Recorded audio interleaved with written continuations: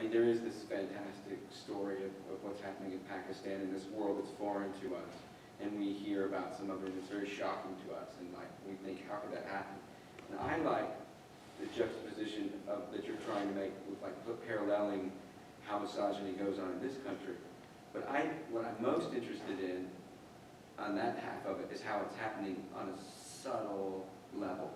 I've been witness to this discussion over the last few days, and I feel like I actually feel the other way. I mean, I appreciate the struggle as an actor from going there, but Right. I feel it puts in spotlight the theory of unconscious bias that exists, and it's become this huge phenomenon that people are now, you know, as we're talking about multiculturalism and equality and diversity and inclusion and all of that, this theory of we not only have our biases that we know of, but the subtler ones creep in when we least expect them to, or when we don't even know that they're creeping in.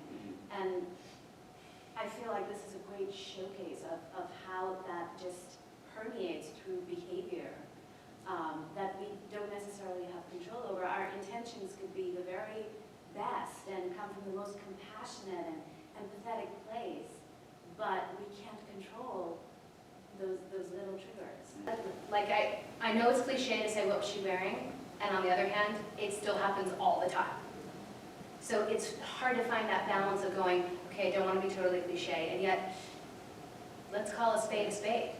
I think that it's, in my view, it might be worth injecting into this conversation that what confounds me about the play is that nobody thinks they're doing anything wrong. Right. You know, I mean, the big picture, it's like, there's no villain really, in terms of somebody that, I mean, according to themselves, there's no villain. Or, I don't know, maybe you saw it differently, but Ben's not trying to not understand. And Maureen is not trying to shut Allison out. And Melissa's not trying to bust her chop. I mean, they're all just trying to understand each other.